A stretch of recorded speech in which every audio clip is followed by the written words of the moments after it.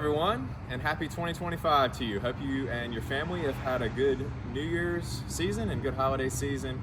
As we step forward into 2025, we at Coastal Shores are excited as we kind of wrap up winter here and look towards spring. One of the things that we are doing in the landscape is training our guys on proper pruning techniques for things like crepe myrtles and other care for some of our other plants in the landscape.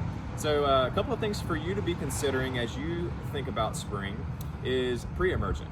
Okay, pre-emergent herbicide, as you know, would be something we put down and help prevent the spring weeds. So that's done in February, and then again in April.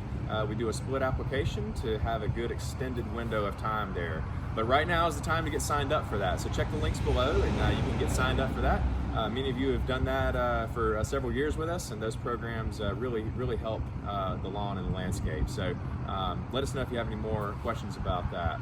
Another thing we're really promoting right now is aeration and top dressing. Check the links below. You can see some more information about that and how they can benefit your landscape here as we get into the spring season.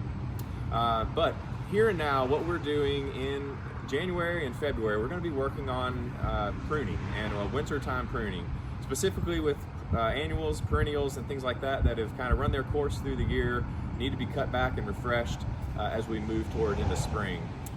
Training is a big piece of what we do here at Coastal Shores, and in the wintertime we really focus on crepe myrtle pruning. There's a lot of bad techniques out there that you'll see, and we try to teach our guys what that looks like and how to avoid those things. Okay, so I've got a crepe myrtle tree here right behind me. One of the things that we want to promote is just a nice vase shape of this tree. And remember, it is a tree, it's not a shrub. So we want to prune to be able to see through the tree, not over it, right? So the crepe myrtle has to be used in the right place in the landscape in order for it to be growing into a tree. In this case, we've got one here next to this commercial building that I'm standing by, and we've got a tree here that's relatively close to the building.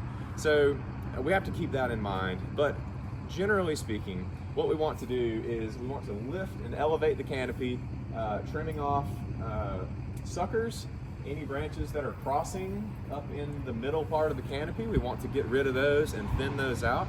And then, any sucker growth that might be growing on the bottom. This tree is in fairly good shape, but as you know, if you know a crepe myrtle tree, crepe myrtles really like to sucker. So anything growing around the base of the tree, growing up, or anywhere along this trunk, those things would need to be cut off and removed.